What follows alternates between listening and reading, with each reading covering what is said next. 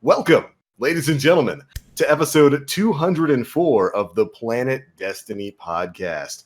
Welcome, boys and girls. You have entered the Iron Lords of Wolvestown. Dan came up with that name. Yeah, I did. He's very proud of it. I'm very proud of it too. It's a reference. 5 points. 5 points to whomever understands that reference. Put it in chat down below. And if I'll know if you Googled it. I'll know. If you find out what Fred Durst's relationship with it is. So that an extra 5 points to Gryffindor if you find out what Fred Durst's connection to that reference is. Come on, you guys can do it. I believe in you. But what's up, guys? Welcome back to another episode of the podcast. We are here once again to talk about the goings-on in the Destiny universe. Quite a few things happening this week. We, of course, had Iron Banner and Iron Banner Quest that granted you weapons. Well, at least if you were a Warlock and a Titan, because hunters can't kill with grenades. What are you talking about, man? That doesn't happen. Ugh. But we had some words about a very specific exotic shotgun that I told you! One more time. Told you! Weeks ago, I told you guys that the Lord of Wolves was going to be the next thing in the target sites of the PvP community. And here we are. Everybody complaining about that 6.4% usage rate for the Lord of Wolves across PvP right now. I checked it before we went live on Destiny Tracker, just so I can have a statistic to throw at you if you're mad about that weapon. So we're going to be talking a bit about that. And we had some major Eververse changes announced that made a couple people here pretty happy, I would say. Yeah. I'd say so. I was pretty happy with the Eververse changes, and we're going to be diving on into all of that and more in this week's episode.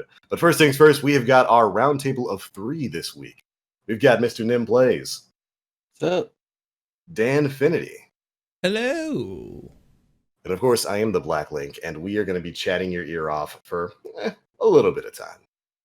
Why don't we go ahead and start with the Eververse thing? Because I think that was by far the biggest, most pleasant surprise of the week when it came to Destiny news. We've had a couple of good weeks of decent news here in Destiny, and this week we got to hear from Luke Smith, who seems to have burrowed his way out of that dark cavern he's been in since summer of last year, and remembered how to make tweets and posts and stuff. Because we've been hearing quite a bit from Luke Smith over these past couple of weeks, and I'm always happy to hear from that guy. But Eververse, it's got to be seeing some changes. The armor sets that we've been getting as Eververse exclusives for the past year, basically, are getting turned into ornaments. Did I read that right, Nem? Yes. So basically, going forward, on once Shadowkeep comes out, any legendary set that you have, you'll be able to use as an ornament any of the previous Eververse armor sets that has released. So if you've been collecting them since Destiny came out a couple years ago, all of those armor sets, you're going to be able to finally just kind of override legendaries and keep whatever perks and stats you're using with your new armor set, and then just make it look like an Eververse one. It's basically an Eververse transmog. Yeah, so we're basically getting a universal transmog for the Eververse armor that's going to become an ornament for all the legendary gear in the game once Armor 2.0 comes out, which is really surprising and really cool. And thank goodness it's retroactive, because, oh boy, Lord knows I've collected all of that Eververse gear for all 3 classes in every single season. But this was kind of a change that came out of nowhere, but it has a lot of really cool benefits to it. One, I think, is loosening up some vault space. I am so happy that I can trash all of that Eververse armor that's sitting at 10 light in my vault right now. What about you guys? Absolutely. Yeah, I sat down and I deleted everything. I had a chest piece drop from Eververse that actually had something Usable? Had something usable on it, and I was like, I'm gonna keep you forever. And now it's like, I don't need you anymore. It's fine. Hey, I can get the bright dust out of you. It'll be fine. So yeah, it's cool. With the way things are moving with Armor 2.0, we talked about that in previous weeks about how you're going to be able to basically work towards unlocking perks and then adding that perk to the armor that you want to wear, so you can kind of wear whatever you want rather than looking like a space trash bag with your mixed armor sets out there. This is kind of an expansion upon that, so that you can keep that armor you're wearing and then just apply whatever sort of ornament you want. So you don't have to worry about getting a decent roll of the Han Solo Titan jacket that's on sale in Eververse right this second. It looks cool. It fits with so many armor sets, but it's got a garbage roll in the store. You don't have to worry about that anymore. And I think that is a fantastic step moving forward. And it wasn't really the only thing they talked about. Aren't they doing something with Bright Dust too? Yeah. So going forward, the way that all this is going to work is that if you have Eververse ships, shaders, ghosts, sparrows, armor, dismantle it all before September 17th hits. The way these things are going to change is that when you're pulling like a shader or a ghost or sparrow from the collections, they're no longer going to cost Bright Dust. It's going to cost legendary shards and glimmer, which is a fantastic change. I can't tell you how much Bright Dust I've spent pulling out like Warbreak or Bloody Tooth or Nebula Rose from collections. That being said, because of course they have to balance out, that economy. If you keep anything that's Eververse from now and after Shadowkeep releases, when you dismantle it, then it's only going to dismantle into legendary shards and glimmer. So to maximize your Bright Dust, if you want to buy stuff between now and Shadowkeep, or if you just kind of want to hoard it through Shadowkeep, just delete everything right now, unless you're like super emotionally attached to like a ghost or something. But, my ghost that I can pull from collections. My ghost. Yeah, it's a cool change, and like they talked a bit about how Bright Dust is going to be coming from bounties and not dismantling the stuff like that. So they're kind of changing the way you farm that up, and I think it's a good idea. Overall, I think it's a pretty good idea. They're giving you more ways to earn that stuff by playing the game rather than just sharding things you got from a loot box over the course of your game session. One of the questions that I had concerning this, though, so for the armor, I don't think that they address this right now, but do you think, is it going to be retroactive for all armor? So the armor that I have right now, if I want to put one of these Eververse universal ornaments on it, like, will it work on the stuff that I have now, or is it going to be a new iteration? Am I going to have to grind for something new in order to put that universal shader on there? So I think what I read around the interwebs is that there are certain armor sets that will be moving forward from like this year into Shadowkeep. But some of that stuff will take some time to kind of move forward, kind of like how they've been doing these things right now. And once they start bringing those over, then I'm sure, the ornamentation system, because we still don't know as a whole how Armor 2.0 is going to work yet. Yeah. We don't know if it's just going to like be a system that changes every armor set or just the armor set from Shadowkeep going forward. Yeah. In the article itself, it actually drops a line about this by stating that as of this September, all Eververse armor is being converted into universal ornaments.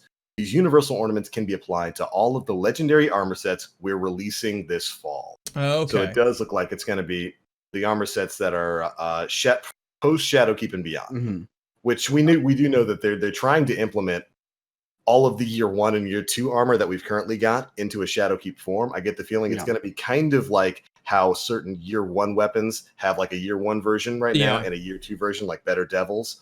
And that's probably database stuff that they have to work out as they move forward with this new system. So it's gonna be armor that you get in September. Okay. Well, I don't. So part of that for me also is like, so we're getting these armor sets for Iron Banner and Opulence, possibly the upcoming Solstice, that have these kind of expanded slots to them where you can put a different mod in and like somewhere else. Do you think they're future-proofing those as well? I hope so. I would hope so. Yeah. I don't want another year one solstice thing to come around where it's like we grind our butts off for this new gear and then come Shadowkeep, something's gonna be lacking in it, or Yeah. It's not going to be like, God, that was such a dick chop. It still it still hurts. I'm still feeling that one right there. To Straight do to all the that neck. work. Yeah, to do all that work, get that awesome looking armor set, level it up to legendary. Remember all the stuff you had to do, the story missions, the nightfalls, all those challenges. Mhm. And then like a couple weeks later, an entirely new armor system comes out, and that solstice gear just doesn't apply at all. Doesn't have any of those perks. And It's just gone. yeah, so I really hope this is going to be something they push moving forward. I think I look at it as kind of an evolution of the system they had in year one. With if you remember Iron Banner in year one of D2, you had one set of armor, and then each season you got a new ornament for that set of armor, Yeah. and that was basically how they got around the whole adding a new armor set every single time a season comes around. And I always wondered why they moved away from that because I thought that was a good idea. That Mhm. way, you only really had to earn one armor set, and then each season you were fighting whether just get new weapons and get the new ornaments. And this seems like a pretty natural evolution of that sort of system. Yeah. So yeah, I would very much like to see that move forward with Iron Banner gear and stuff like that. Especially now that Iron Banner gear can roll with enhanced perks. Like Yeah. finally. But overall, I think it's a good change. I'm really looking forward to this. There's a lot of Eververse sets that are pretty cool. I do wonder if they're going to make some of the previous Eververse stuff available. They did say they're going to be bringing back year one stuff over the course of the next couple of months. I wonder if that includes event stuff like the Dawning gear, because that was Yeah. the one.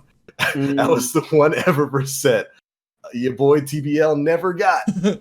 Can't for have it, reasons. dude. For whatever I was Yeah. loyal. I was loyal to you, Destiny. I played through Curse of Osiris. I was on every single day. Never got any of the Dawning armor set. So I would hope that does pop up in the Eververse store in the next couple of months so I can buy it and then Yeah. ornament everything with it when September comes around. Yeah. Overall, cool system. Definitely. Remember when those Ingrams at the top of the season were like, "Oh yeah, we're releasing all the year one stuff," and I think I was kind of disappointed a little bit, but I mean it makes sense now. Everything in hindsight is 2020.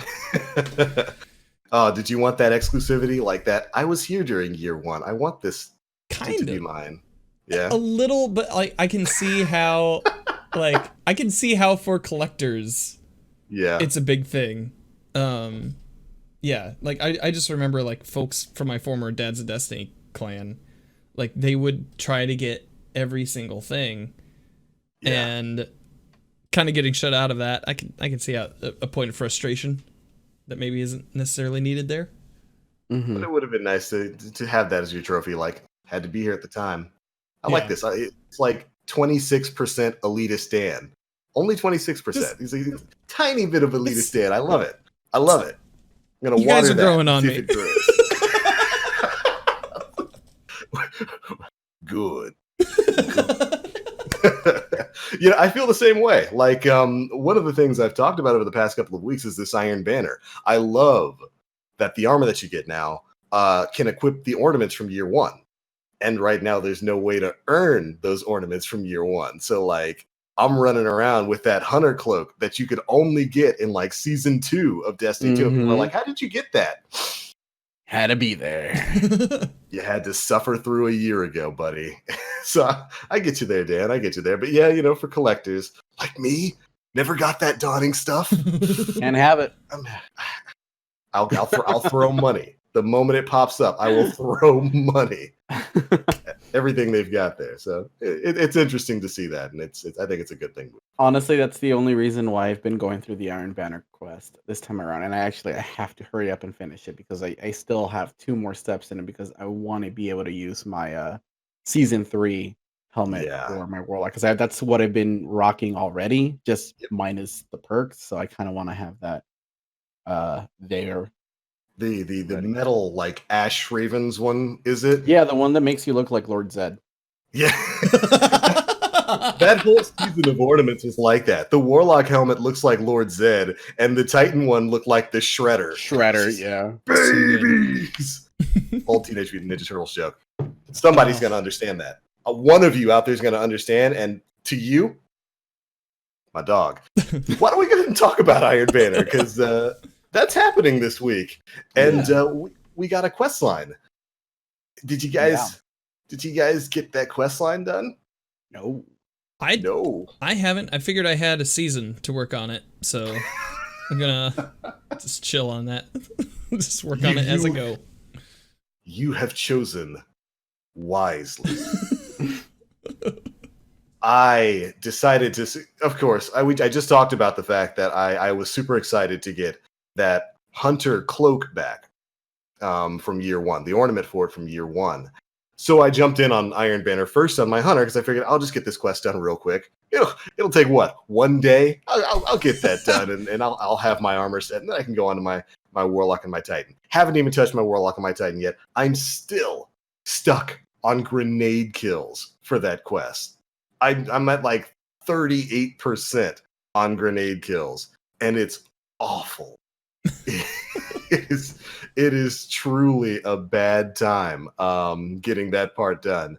So from what I hear, the next part is the class item one. So I'm going to see if I can try to burn that out before before reset rolls around. But sheesh, I feel your pain, hunters out there. Like, if you're trying to get that grenade step done, I understand.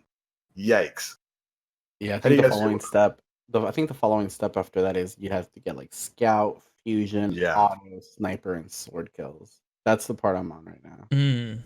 How many? Have I completed of that? Yeah, how many have you completed of that? I think I'm almost maxed out the fusion for obvious reasons, but everything else is still like 0%. I'm gonna struggle with the sniper portion of that because I don't have thumbs. So it's gonna be great. Well, look at it like this, man. It's just a way for you to get progress towards Revoker. I ain't getting that. I don't need it. I can just go to Menagerie and get a better sniper rifle. Yeah, you're right. You kind of right about that. You kind of look up the Destiny tracker numbers. Beloved, like 6.4% usage over the course of last week. Good sniper. Very good sniper rifle. Get that no distractions on it. You're good. You're good. Does Black Talon work for the sword kills? I think so. Yeah. Cool. I'm good. I'm set. You can sword beam people with the Black Talon. That'll definitely work. I like the idea of a quest giving you the armor. I think it's a neat deviation from what they've had thus far. I think what I liked most about the quest giving you the armor is that it gave people the opportunity to farm for a decent swarm of the Raven grenade launcher, because none of the armor is in the loot pool until you start unlocking those steps, in which case it doesn't matter how many quest steps you complete, you're only going to get boots. But I had 600 tokens left over from previous Iron Banner seasons. It took me 4 packages. Sit on that chat. Send all your hate mail to @NimPlays on Twitter. I gotta, you know what? I can't even argue, like, because you and I talked when Iron Banner dropped. We were like, oh, we've got a couple hundred tokens in the bank. We can just go turn that in. Yeah, on like package number 4 or 5, I got a Ambitious Assassin Field Prep Spike Grenades Hard Launch Swarm of the Raven. So I was like, oh, I don't need to play this game anymore. I'm done. I don't have to play Iron Banner. I'm finished, and I haven't played a single match. Upset. So that was good. The one that I got was Spike Grenades, Threat Detector, and Ambitious Assassin, which is fantastic for that because like you're consistently going to have thralls on you when you're DPS in Garen. Yeah. So Threat Detector immediately is going to kick in and give me that hot and spicy increased reload. Yeah, and that's what it's all about. You know, it's all about using it in that final encounter in the Crown of Sorrow. It's hilarious that a grenade launcher is the biggest DPS weapon in the game right now. Rest in peace, Whisper. But yeah, so you know, like doing the quest here, I think it's cool that they tied the armor behind it. I would probably change a few of the quest steps. And by a few, I just mean one. Grenades? I would probably just change that grenade thing, because good lord, it takes quest steps like this to remind you of how weak grenades are in Destiny 2's PvP. Yeah. outside of some of the AoE ones where like you can trap people in a small corner and they don't realize they're standing in a vortex nade, it can be pretty hard to secure a kill with a grenade. Outside of weakening them and maybe getting something that'll chase them. Yeah. My like- my handheld supernova would like to have a chat. Yeah. That's not a grenade. That's a nuclear punch to the face. Well, and BG Rising in chat brought up an interesting point on hunters. I mean, if you're running pole dancer and you've got Shinobu's Vow on, just chuck 2 grenades down the hallway, you're good. You're fine. Like, it'll work.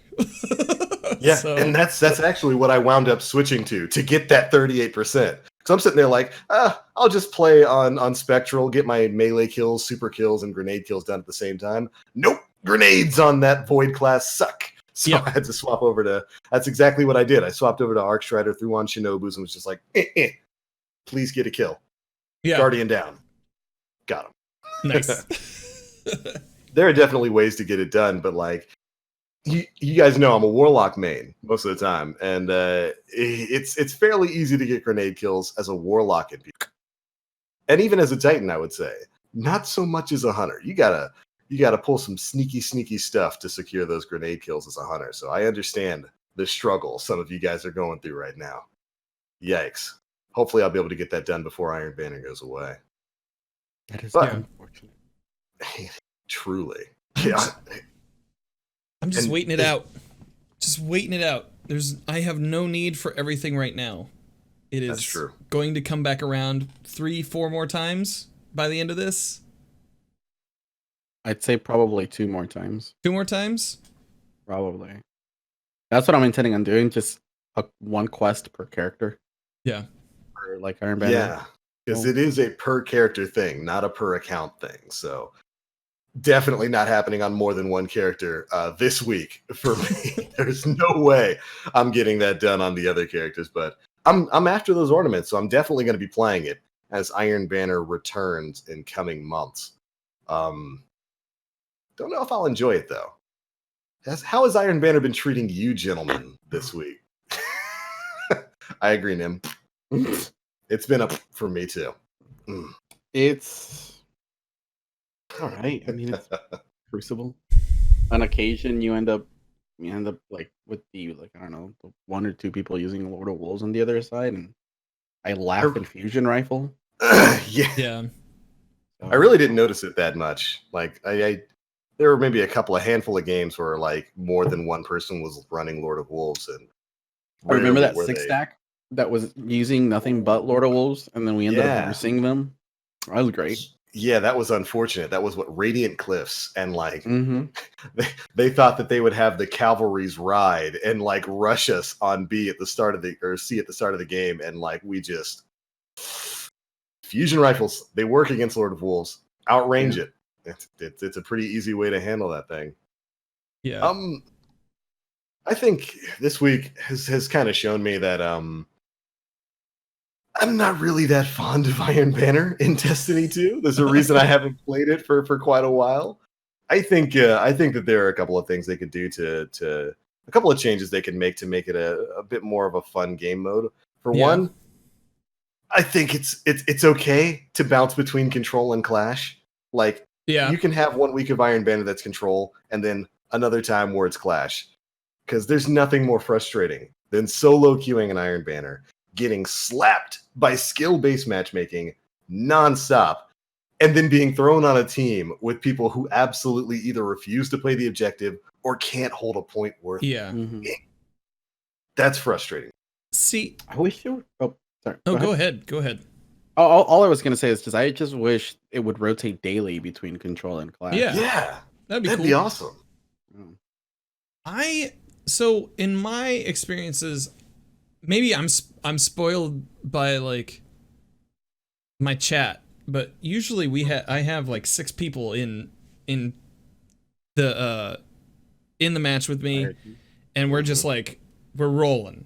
I just looked at my Destiny tracker stats. I mean, I won it out of the last 25 games. We won 60% of them. That's not great. It's not bad, but like at least it's a trend opposite. It's not 50-50, right? Yeah. So You beat the algorithm. Congratulations. yeah. So I don't know. I feel like that's fine. Like if you run with the team, you're going to be in a better spot than if you don't, because it's That's a true. team game. It's still team shoot. You still have to team shoot everybody. So do it with a team and you'll be aces. There. I love this. 26% elitist Dan. What's wrong? Get a team, bro. I mean, Five if you're on people together, bro. PlayStation, I'll hang out with you. Like, if you want to hang out on PlayStation, just let me know. I'm here. Yeah, you're absolutely right. That is the optimal way to play. Like, Iron Banner, get yourself a bunch of your buddies together and go roll heads all over the place. Or That even is some absolutely the way to do it. strangers. Get some Or even strangers strangers. together and just be like, hey guys, let's go to sea. And everybody's like, okay. Hey guys, let's not lose. Take a point. If you sit on it, you get the point, and it gives you bonuses for the kills that you're getting. That's how Yeah. this game mode works.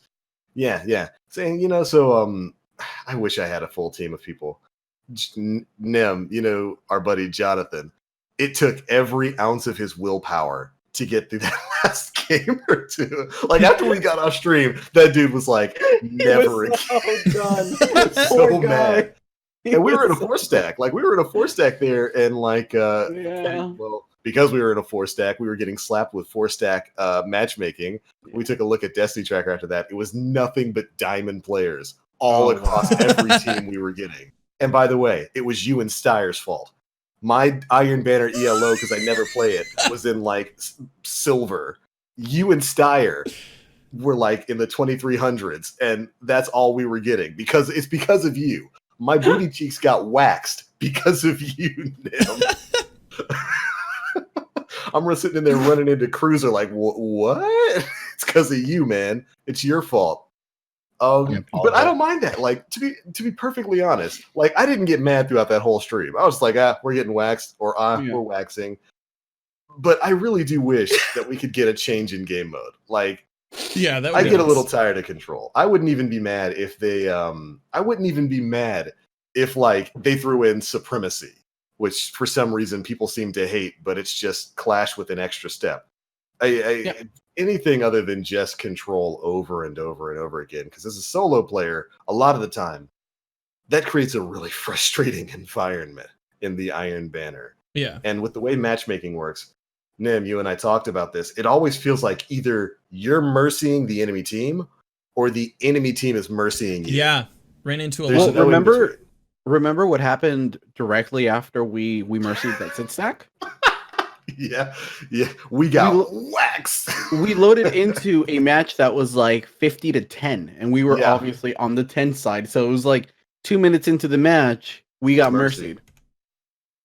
So, and I don't want to tear open an old wound, but that's my gripe with the matchmaking there, because that matchmaking is aggressive in Iron Banner. For those who don't know, the matchmaking system and weekly playlists like the Iron Banner is different from what you experience in quick play. Skill-based matchmaking is active in that, and it does try to keep you at that 50-50 win-loss ratio to the point of, like Nim said, throwing he and I into a room where like our team was down by 40-something points at the very start, and a minute and a half, 2 minutes later, we're mercied. Yeah. I think there should be some sort of change there, at least in game mode. I'll take my beatings in Clash. I don't want to take it in Control where I'm mercied super quickly. Yeah. Maybe that's just me. Maybe I'm just whining too much. Dan, how was your experience in Iron Banner? Like I said, it was okay. Like I was kind of passively playing for the most part, just kind of hanging out in chat, letting people join up. I had a lot. Okay. So there's some people who are going to feel vindicated in this because I was playing on Titan earlier today. I want to say to them, Jaden, no. But so yeah, I was having a lot of fun just popping bubble with Helm of Saint 14, and just if we needed to cap a zone, I would just run over to it and pop the bubble. I'm like, oh, I love you. And so yeah, like people would still. I don't know if people played D1 a lot, or if not a lot of people do this tactic, but people were still coming into the bubble. So, I mean, it was pretty fun. You'd have some good times, you'd have some bad times, but like most of the time, somebody would come in. I was running the Ikelos SMG. Oh man. And what I finally settled on was Truth, Ikelos SMG, and I had a full auto. It's a full auto outlaw go figure that I was running. And so I had my long range, I had my short range, and I had my bubble, and it worked great.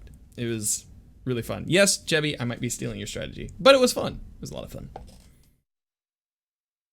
Yeah.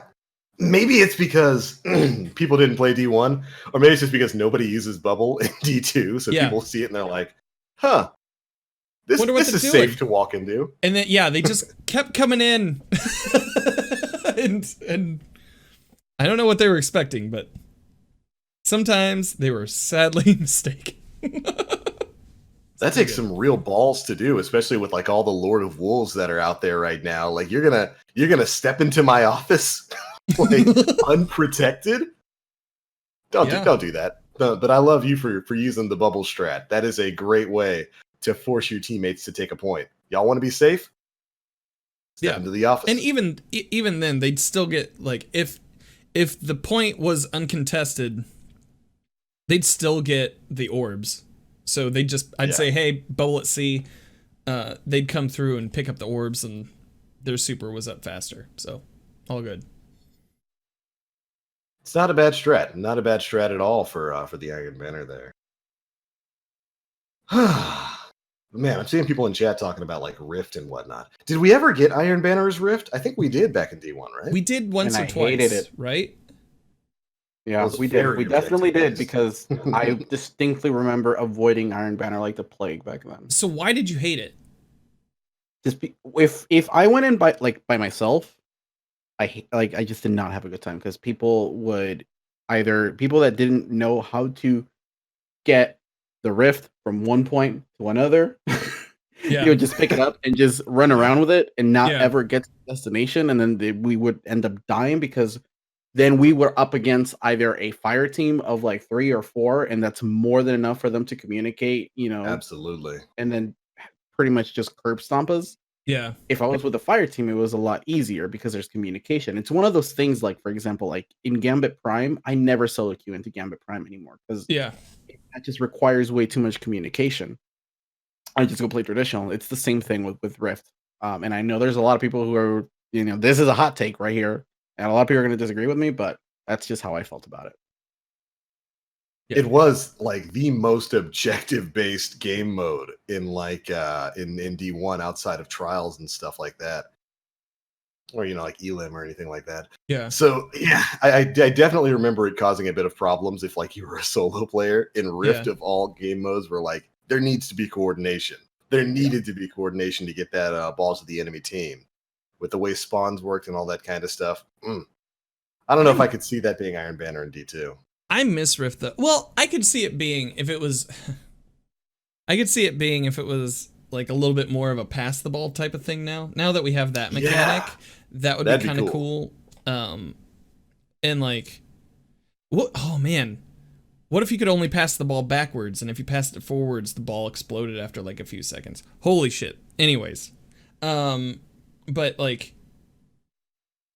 when I was running it, I always had, whether I was with like a group or not, most of the time I was with a group, like clan buds are clan buds.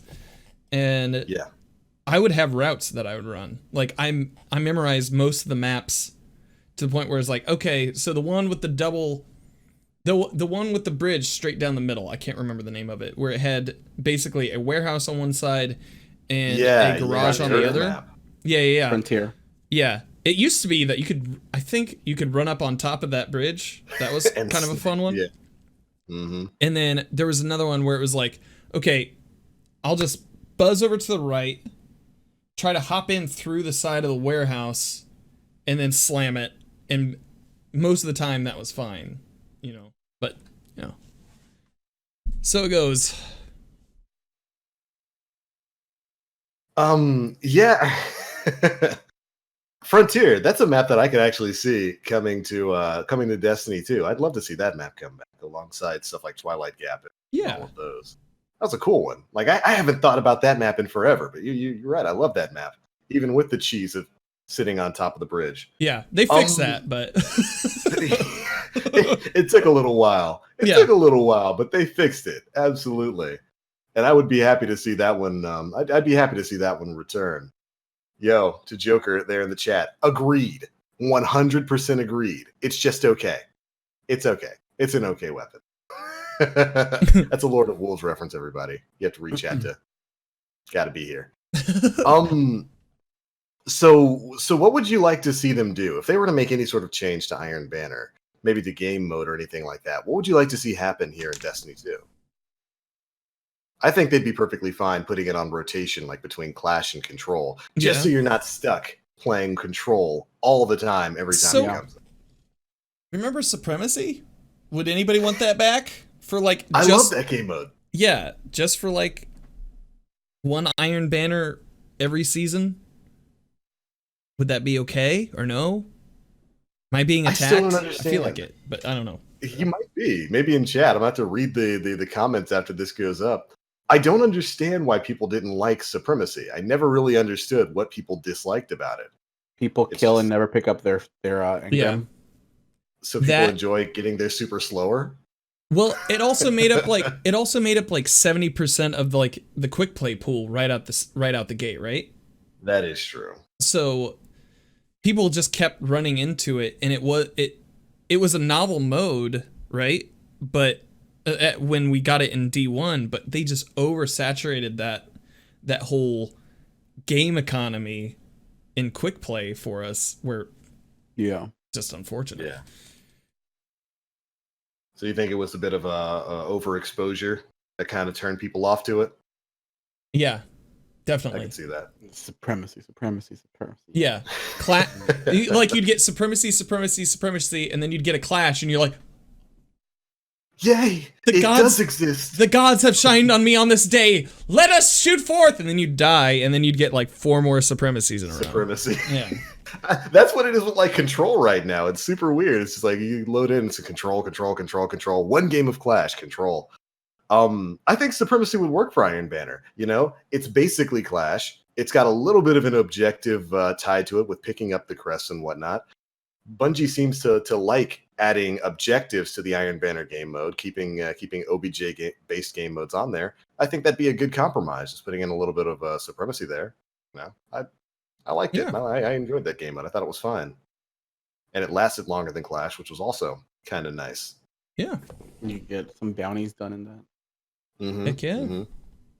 But at bare minimum, I'd really just love to see them incorporate Clash into Iron Banner. Just more than I don't mind playing Iron Banner Control, but give me a little bit of Clash peppered in there. Like Nim said, maybe bounce it day by day.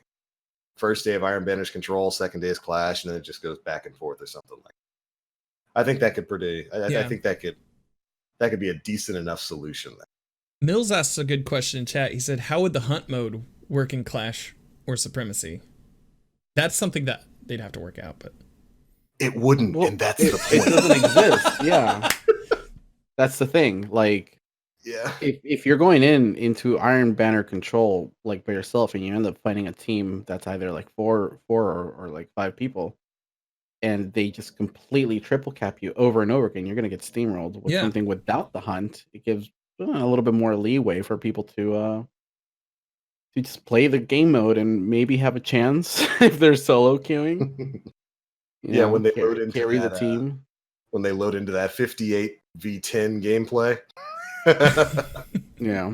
I mean, I understand, and we talked about this on stream, Nim. I understand why they came up with the triple cap hunting mechanic there. It was to get teams off of their points. They were trying to prevent kind of what happened a lot in Control in D1, where like a dominant team would capture 2 optimal points, whether that be A and C, B and C, or A and C, or you know, whatever combination there on certain maps, and then just held those points and spawn trap people.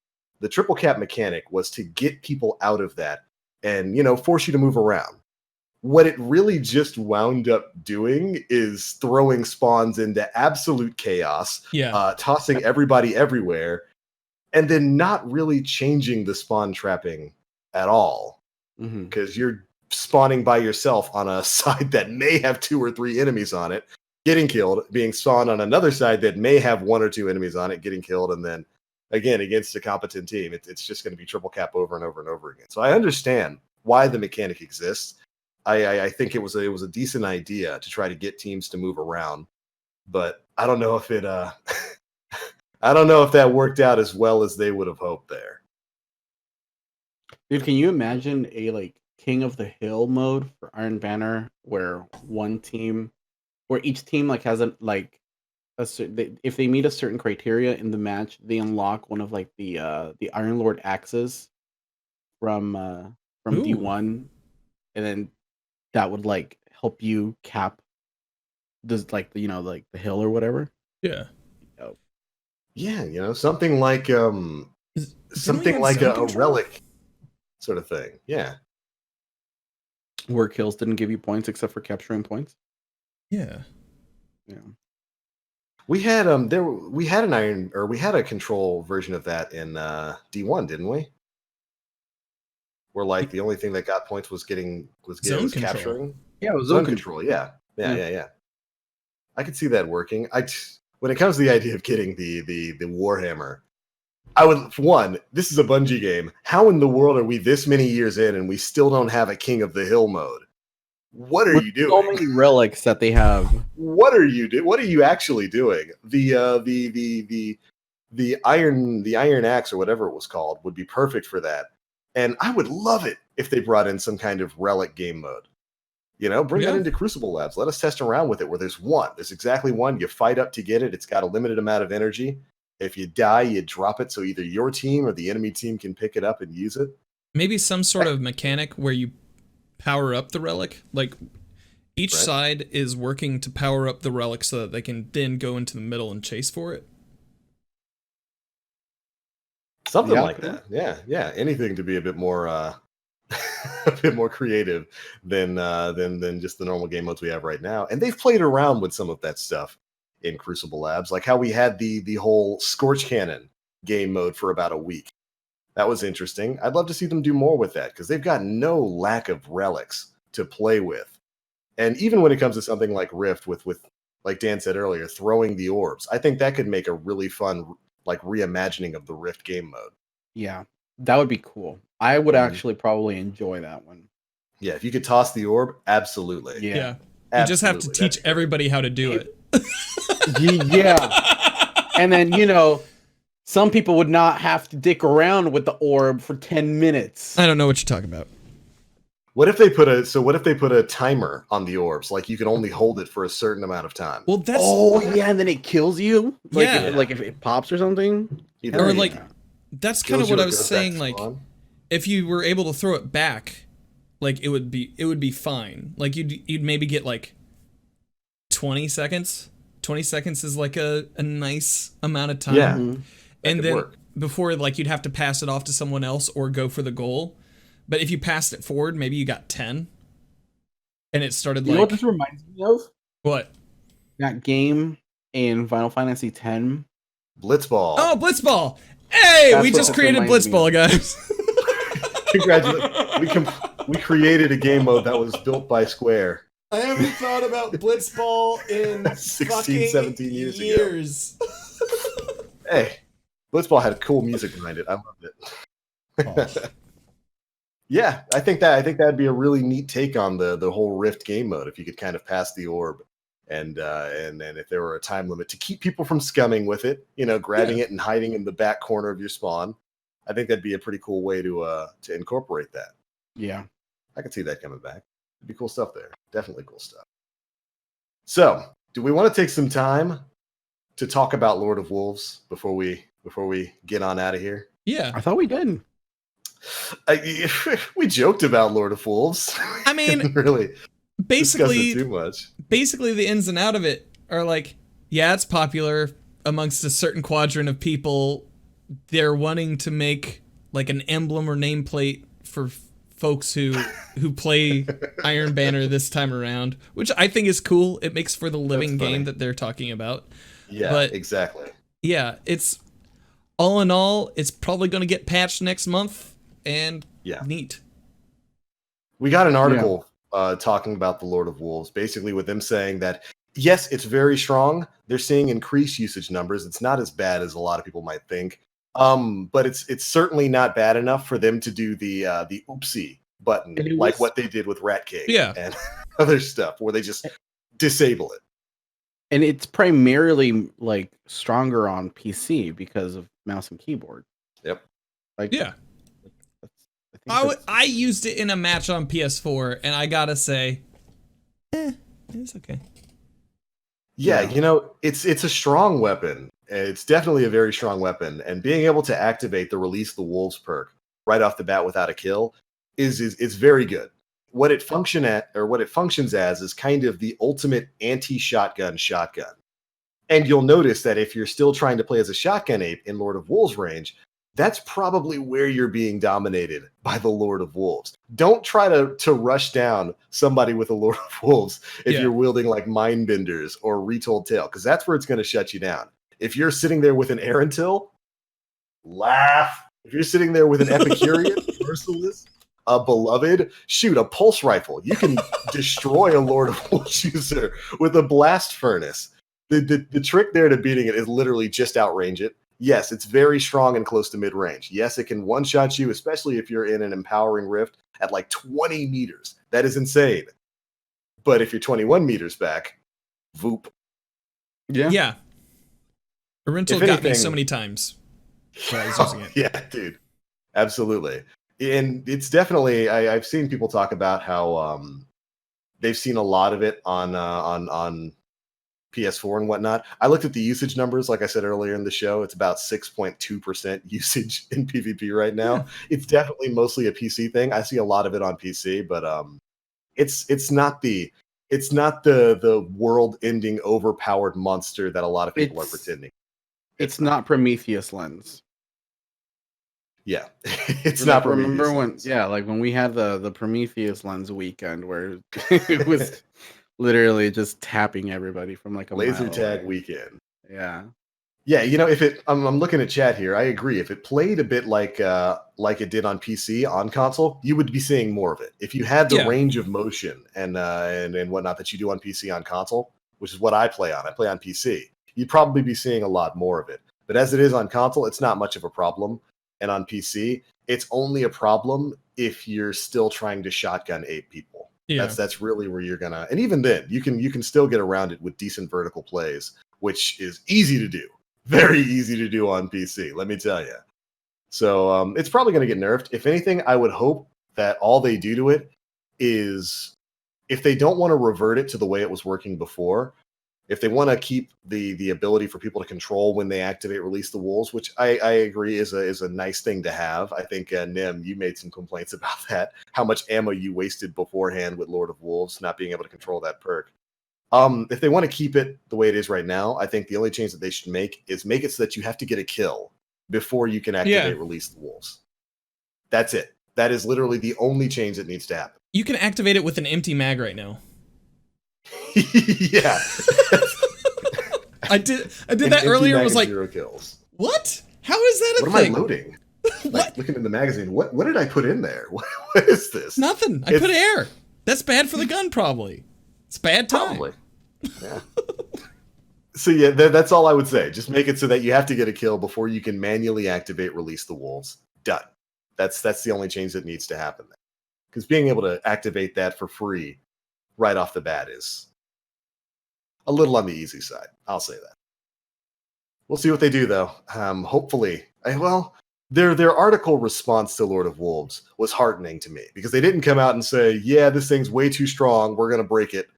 They just kind of said, people are noticing that it's pretty good. We're not going to do anything about it right now because it's not bad enough for us to do anything. Yeah. So hopefully that's kind of what they're play testing on the back end right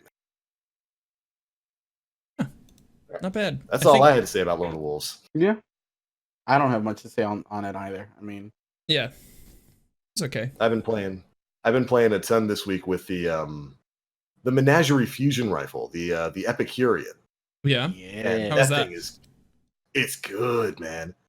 I got a pretty decent roll of it with like feeding frenzy, accelerated coils, and that thing just works as a fantastic anti-shotgun weapon. Mm-hmm. Like the moment I see a Titan come around a corner with his one-eyed stink and start trying to boost towards me, it's just it's good. All the Menagerie weapons are super good, except maybe the shotgun. I don't know about the shotgun. I've heard that the shotgun can roll with like full auto and trench barrel, and it's pretty good. Not bad. Ooh. Yeah, but I've been using the Epicurean as well, and I have a few. I have a few Epicureans that I've been using, and because it's a little bit different, it doesn't have as a high impact as the Erentil. The one Yeah. that I've been favoring a little bit more in the Crucible, that I have is it's a tap the trigger and backup plan Epicurean. It doesn't have range masterwork because this was literally the first one that I got. But that's been real nice to just kind of like counter apes that are coming my way. That's been real good. I've have grinded a few more that have a range masterwork, and I think the one that I also use from time to time has a range of like 90, which is dumb. Okay. But it's still not as consistent in long range as an Erentil is. It's still Yeah. a solid fusion rifle. It's still really, really good. But I have noticed that Erentil just tends to be a little bit more consistent for those longer range kills that Epicurean is, which is why I kind of prefer the backup plan Epicurean that I have, because it's a reliable way of like, shit, this dude is literally turning the corner ahead of me. Backup plan, voop him into like. It's a good panic button.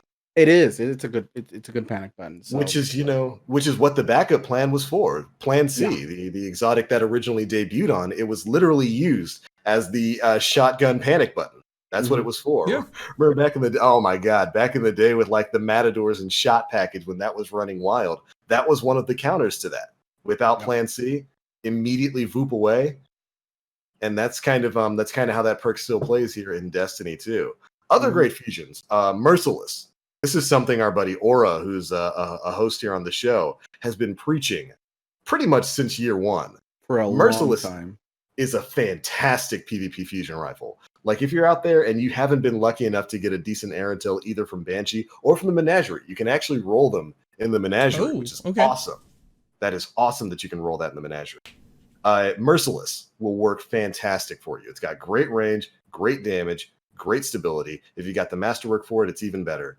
And it's actually pretty good at melting supers. It's not a bad super killer out there in PvP, which actually kind of brings me back to Lord of Wolves as the one thing that I'm most sad about when it comes to a nerf. At least I was before I read that article. The ability to shut down supers, which is something that is hugely underrepresented in weapons that we have in Crucible today. There are only a few weapons that you can use right now to effectively shut down roaming supers. And it's basically Lord of Wolves, Acrius, and maybe Wardcliff Coil. Yeah. And after that, you've got to get lucky with something like a 1-2 punch shotgun or swashbuckler or something like that. Ooh.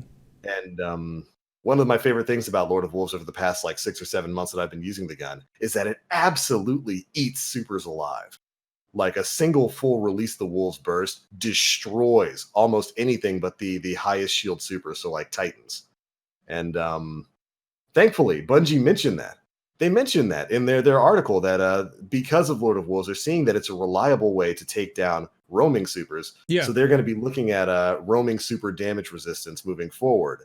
And we might be seeing some kind of change with that, which I'm happy to hear that. I miss the days when you could shotgun melee a rushing hunter and just blast him right out of his arc strider or his blade dance rather. I miss that. Smart plays. It looks like Nim doesn't miss it. Looks like Nim's dreading. I'm already kind of sad because I feel like Nova Warp already gets taken down fairly quickly. But that's okay. It had That its just- time. That's okay. That's okay. We're made of Comes paper. from the hunter.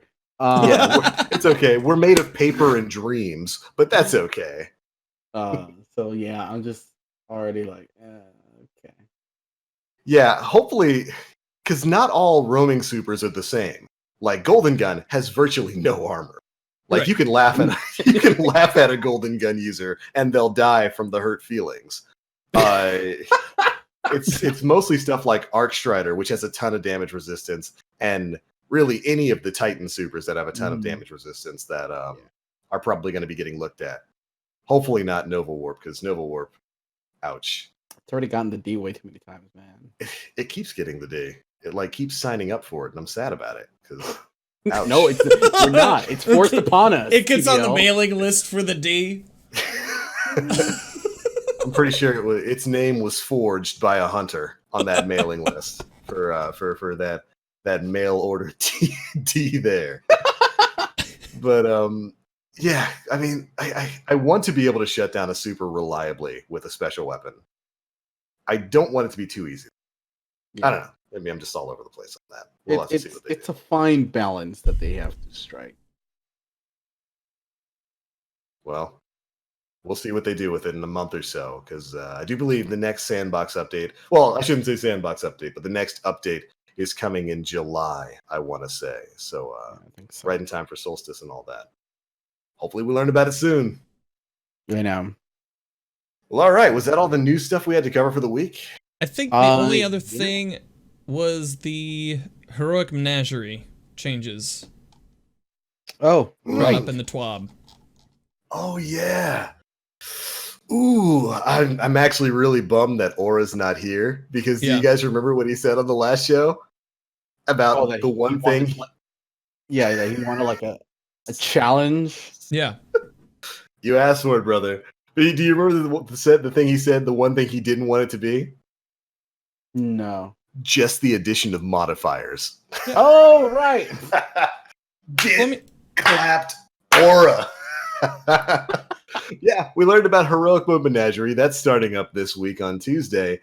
It looks pretty interesting. Of course, there's going to be no matchmaking for it. It's going to have some additional modifiers tied on, like Extinguish. Ouch. Owie. There's fail states. Yeah. They're adding a fail state. That is not a thing in normal Menagerie. So Extinguish. If your entire fire team dies, back to orbit you go. Fail state. If you don't 100% complete a challenge, meaning the gauntlet, Yeah. all you people who can't jump through fire, Easy. back easy. to orbit you go. Mountaintop. Just mountaintop through it. Oh, just mount. You're Just right. shoot- You're right. We'll Shoot the, just shoot the grenade. thing with a mountaintop, and then you'll be fine. You're good. There you go. For all the people with mountaintop, just use another grenade launcher with stickies. You're fine. Or a Telesto. But yeah, that's pretty interesting. The power levels are going to be starting at 750 and going up to 770. cool with That's it. higher than the raid. Cool That's with it. higher than the raid. Menagerie's it. higher than the raid. Okay. You know, I'm actually cool with the power level change. I'm okay with the Extinguish. I'm a little worried about the fail state for the challenges sending you back to orbit. We're gonna have to see how that goes with like the Arcborn and the Gauntlet challenge. But my number one thing and my concern here, what's the loot? Why am I running this? Yeah. Why am I running Heroic? Why am I getting 5 of my friends together to go and run the Heroic mode of the Menagerie? Because let me tell you what, it sure ain't gonna be for challenge, Bungie. It's So, absolutely. I'm not gonna run that for a challenge. what if so you what am I find bad juju in there? Is that good enough? That might be it. Okay, so I get bad juju. What after that? Nothing. You did it My, once. You're golden. My That's bud in chat, Darkland returns. Swords? You know, that's what everybody I've been hearing is saying, and maybe swords are going to be tied to it. There was a thing about Dark Drinker being in the Season of Opulence by Oh, that's previous right. sequels. That was a thing. That was a thing. That was So a thing. Maybe it's that. But ultimately, these things, if it doesn't have the loot, why am I playing it? Yeah.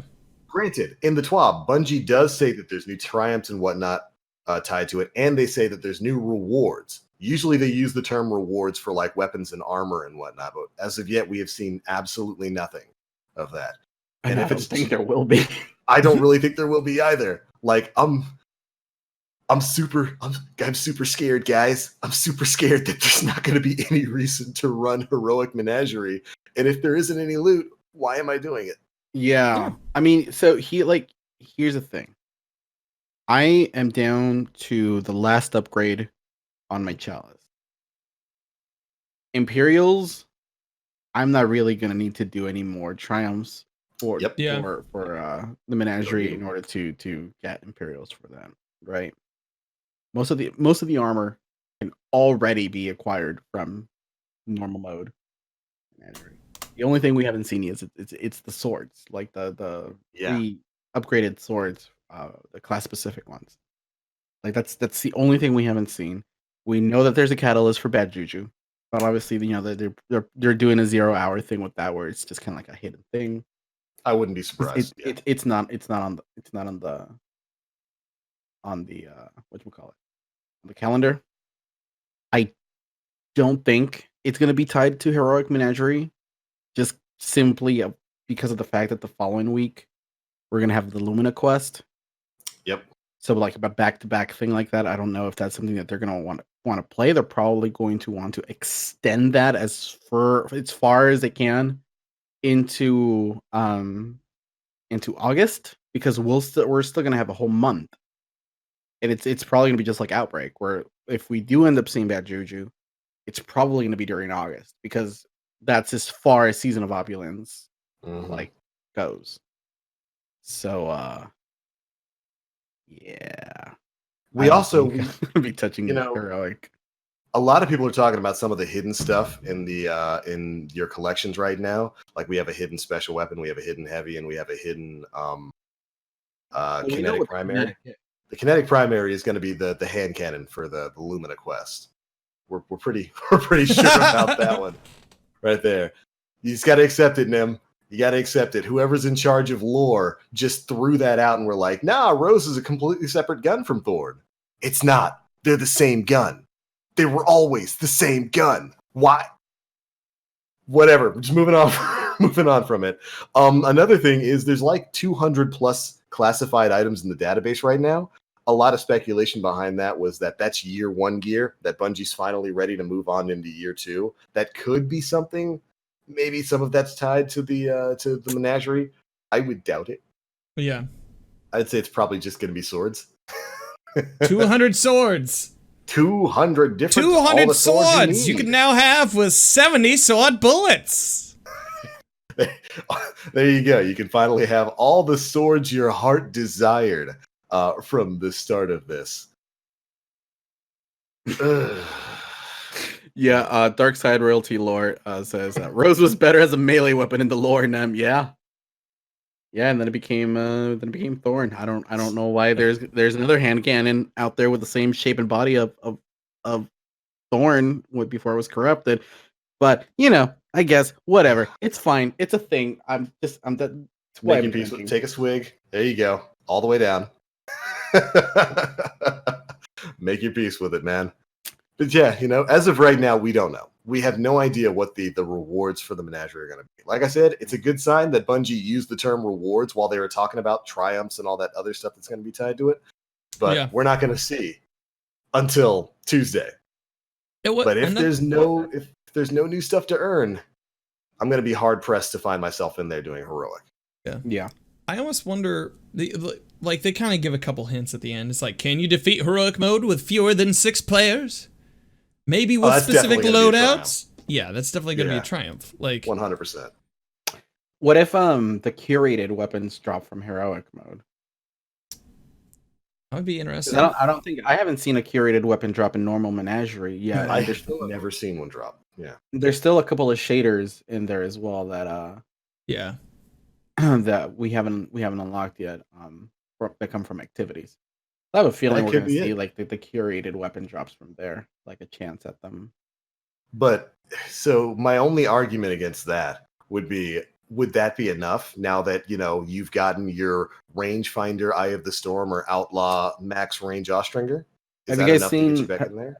have you guys seen that episode of American Dad where I can't remember the name of the mother is trying to get Roger to do Francine. something. Francine trying to get Roger to do something, and he's just laying down there and he pulls out a whistle. No. Yeah. That's so like unless like the curated roles have something special on them, like I wouldn't. I've got 2 different Ostringers, one for PvE, one for PvP, and I don't really need to go for a curated version of those. I've got a decent Epicurean. I don't need to go for one of those.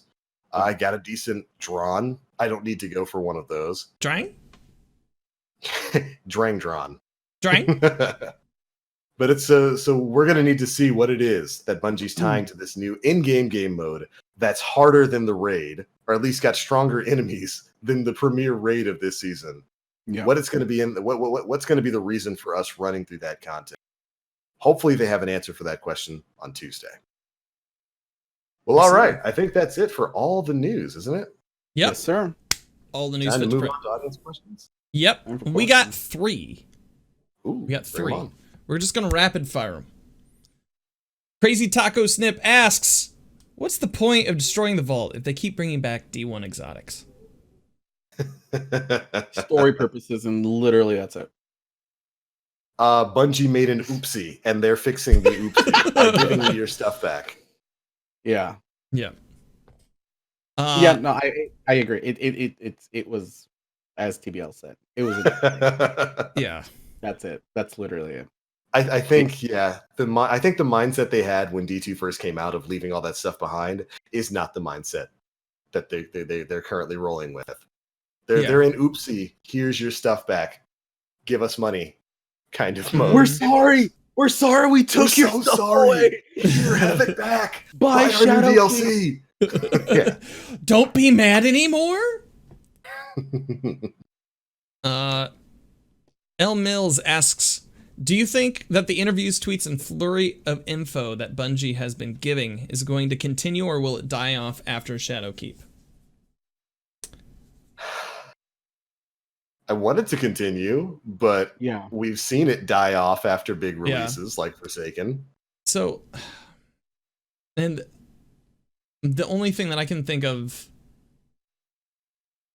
I'm going to be very hopeful and hope that it continues, that it's even more bolstered by the fact that they're like, you know what, like this is for you guys, this is the game for you guys. Everything that they said in that Vidoc when they announced Shadowkeep, right? Yeah.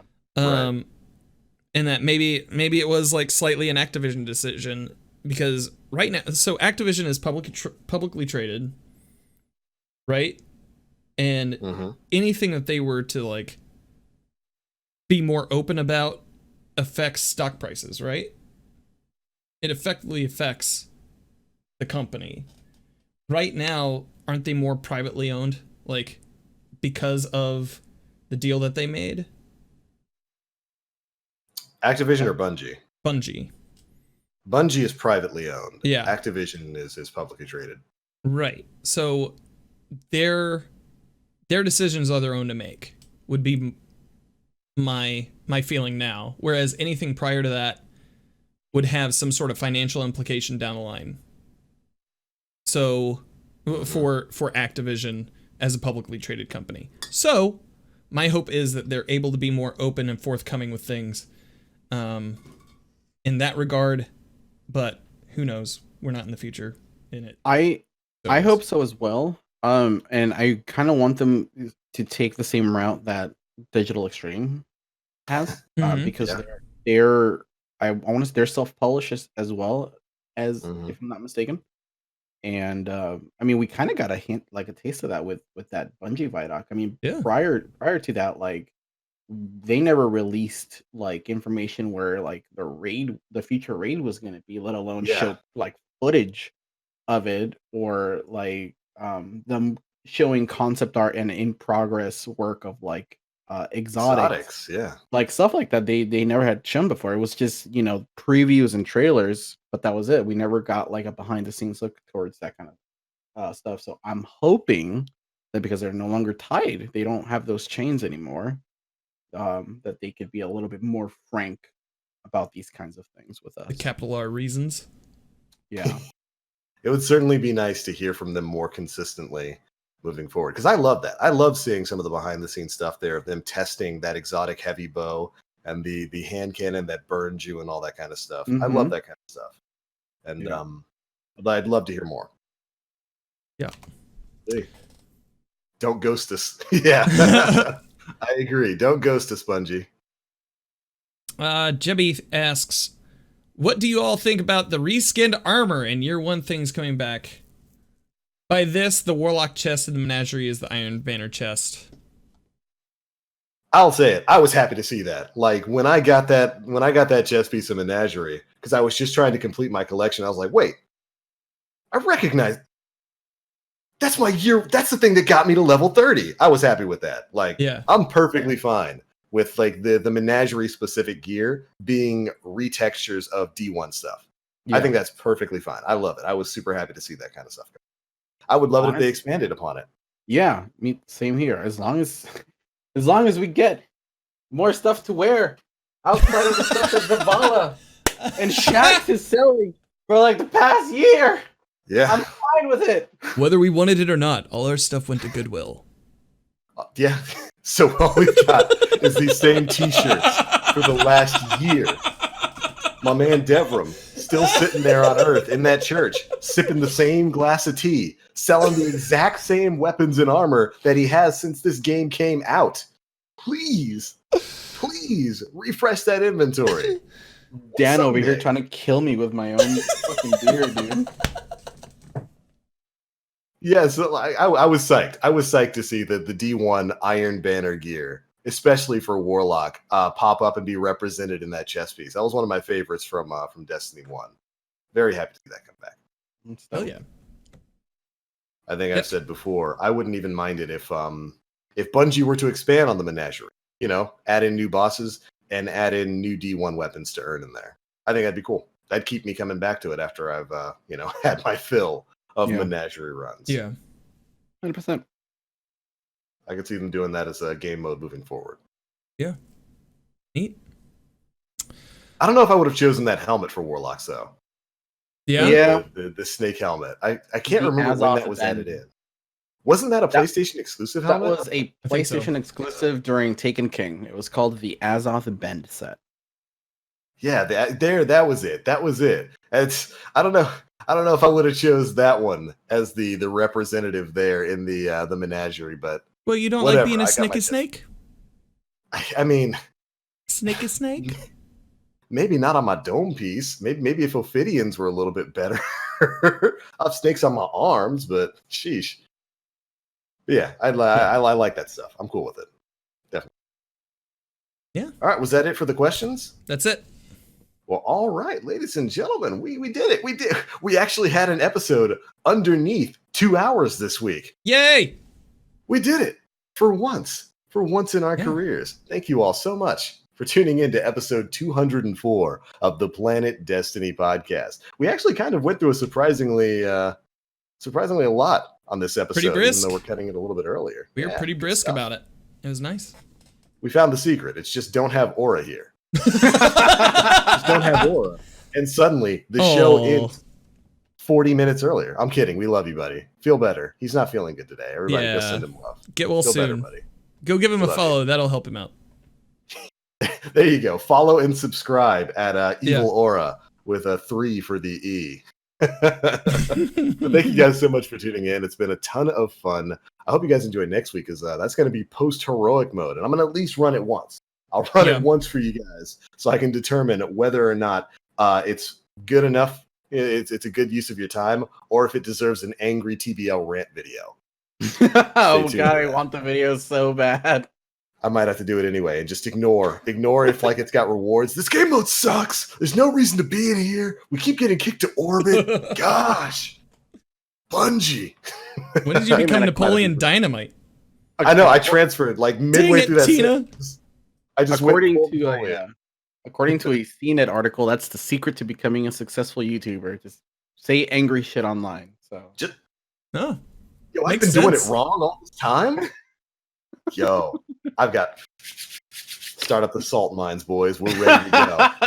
Next PewDiePie coming on in. Oh my god. But thank you guys so much for tuning in. It's been an absolutely fun week. Looking forward to catching you guys next week. Before we get on out of here, of course, we're going to let you know where you can find us across the internet if you want to go spew more salt or opinions at us over the course of the next 7 days. Starting with our wonderful host here, Mr. Danfinity, who does a beautiful job of hosting the show. Thank you, sir. Oh, hi. Yeah, I'm Danfinity. You can find me on Twitter and Instagram, Danfinity, but the eyes are also Dan Flannelty. You can find me on Twitch, twitch.tv/Danfinity, almost every day of the week. So next week I will be in San Diego, so I won't be able to like hang out with you guys at Guardian Con or, you know, like be here. But I wish you all the best of luck. I wish Aura the best of health. And to you guys out there in the world, if you listen to podcasts outside of Planet Destiny, you can find my podcast, Side Quest Sunday, out every Sunday at 12:30 a.m. on your platform of choice. This week we had Tiddly. It is a wonderful conversation. Side Quest Sunday, fantastic show. I say it every week. Go watch it. It's hilarious. The kind of interviews this guy gets into. It's fun. Good quality entertainment. Right. Mr. Nim Plays. Where you at, man? Twitter.com/NemPlays and Twitch.tv /NemPlays. We're going to be continuing with Amalur Mondays tomorrow. I'm going to be continuing that playthrough. Also, as a side note, since y'all are here, since a lot, it's minus Dan and myself, but since I think half of the podcast is going to Guardian Con, there most likely won't be an episode next week. Yeah. So yes. just as a heads up, we'll be here the weekend. Tentatively the 7th. Tentatively. I think we have a guest for that show already. Possibly. It's maybe? It's in the ether, it's in the air. We'll see what happens. Working it out. Okay. Our people are talking to his people, so that's Yep. So yeah, that's me. TBL, take it away. Yeah, by the way, you enjoying Kingdoms of Amalur? Dude, I loved that game when it came out in 2012. I played through it then, and it was an amazing game. Super underrated. Absolutely. I think I got it off like Humble Bundle for like free. That's the best price. So I was like, you know what, dude? I have this game. It's been a few years since I've played through it. Let's play it. And it's such an underrated game, and it sucks. Absolutely. It had the fate that it did. Yeah. I'm glad you're enjoying your time on there. I also want to see Bloodstained streams from you at some point in time. And you have to start. Well, okay. You can beat it. You can beat it first and have fun with it, figure out where everything is. Then I want to see some Bloodstained stream from you. Because Bloodstained Pro? Nobody plays a Metroidvania game once. Nobody plays. You really don't. You really don't. You're like, wow, that was great. Let's go back in and see what I missed. That's how those games are meant to be played. That's right. Good stuff. And I'm hoping if this so far this has followed everything that Symphony of the Night has had. I should probably put that down. I hope it continues by having the inverted version of the castle as well. Yeah. So keeping my fingers crossed for that. That's such an Iga thing. There's no way he didn't do that. I know. There's no way. Dude, on the Steam page, I don't know if you have it, I don't know if you've seen it, but on the Steam page, in the additional notes about the game where like it tells you the system requirements and the minimum and shit like that, it says, one says, "What is a man?" And the second one says, nothing but a pile of miserable secrets. So good. All right, TBL, take it away. Feels good. If you're a Castlevania fan, I know that had to make you squeal a little bit like it did to me. All right, my name is The Black Link. You can find me pretty much everywhere on the internet, Twitch, Twitter, YouTube, all at The Black Link. This week, we're probably going to have our usual live streams, the usual Destiny grind stream from Tuesday to Friday. Thinking about streaming some other stuff, too. Been jumping back on Final Fantasy XIV secretly. Hopefully, John's not here and didn't hear that because he's going to be mad that I was back on there and he wasn't. Oh, well, cat's out of the bag now, buddy. I've been back in crafting in Hawker's Alley. Get at me. Without you. Maybe I'll stream some of that. Yeah, without you. I'm making all the money. It's all mine. Every last ounce of it. All the gil is mine. I love it. I run this Empire C. Yeah, that's right. That's right. See, we're going 1920s gangster here with the Gil Empire in Final Fantasy 14. But you can tune in, check all that stuff out all across the internet. Of course, I'll have the usual videos coming out on the YouTube channel as well as on the Planet Destiny YouTube channel. So make sure you're staying tuned to all the news bits there. But all right, ladies and gentlemen, that is it for episode 204 of the Planet Destiny podcast. Thank you all so much for tuning into this week. It's been a ton of fun, and we're looking forward to seeing you guys in the next show. If you're at GuardianCon, we'll see you there. Bye, everybody. Catch you guys next time.